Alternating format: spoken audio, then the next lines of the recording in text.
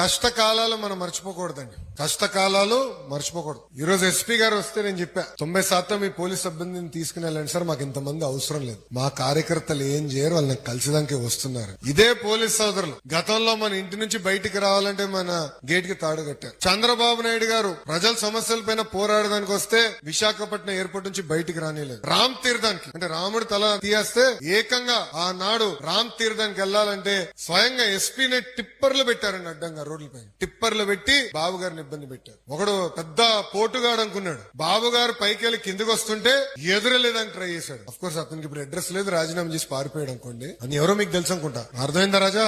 ఇట్లా ఏంటంటే కష్టకాలాలు మర్చిపోకూడదు. 53 రోజులు చంద్రబాబు నాయుడు గారు బంధించారండి. ఈ రోజు కూడా బాధ నాలో ఉంది, మర్చిపోలేదు. మళ్ళీ కలెక్టర్ కాన్ఫరెన్స్ జరిగితే ఎస్పీలు అందరూ వచ్చారు. నాకు మొదటిగా వచ్చింది కోపం వచ్చింది. అంటే ఇదే కాకి డ్రెస్ కదా మన ఆపింది, ఇదే కాకి డ్రెస్ కదా పాదయాత్ర చేస్తే స్టూల్ లాక్కున్నారు, మైక్ లాక్కున్నారు, మా కుర్రల్ని కొట్టారు. సో మంచి రోజులు వచ్చినాయని కష్టకాలాలు మనం మర్చిపోకూడదు. మనస్పర్ధలు ఉండొచ్చు, చిన్న చిన్న సమస్యలు మనలో ఉండొచ్చు, ఒక్కొక్కరికి డిఫరెన్స్ ఉండొచ్చు, కానీ కలిసికట్టుగా పోరాడపోతే గతంలో ఎలాంటి పరిస్థితి వచ్చిందో అదే పరిస్థితి మళ్ళీ రావచ్చు. అది మనం మర్చిపోకూడదు, ఇదే గుర్తు పెట్టుకోవాలి. సమస్యలు ఉన్నాయి అదని నేను అన్నట్లు. ఇప్పుడే ఇన్ఛార్జ్ గారు చెప్పారు, కూటమి ధర్మం అందరూ పాటించాలని ఆయన కోరారు. దాంట్లో ఎలాంటి సందేహం లేదు. పల్లా శ్రీనన్న నాయకత్వంలో కమిటీ పనిచేస్తుంది. పల్లన్న నాయకత్వంలో మన నియోజకవర్గంలోనే కాదు అన్ని 175 నియోజకవర్గాల్లో కూటమి ధర్మం పాటించే బాధ్యత మేము తీసుకుంటాం.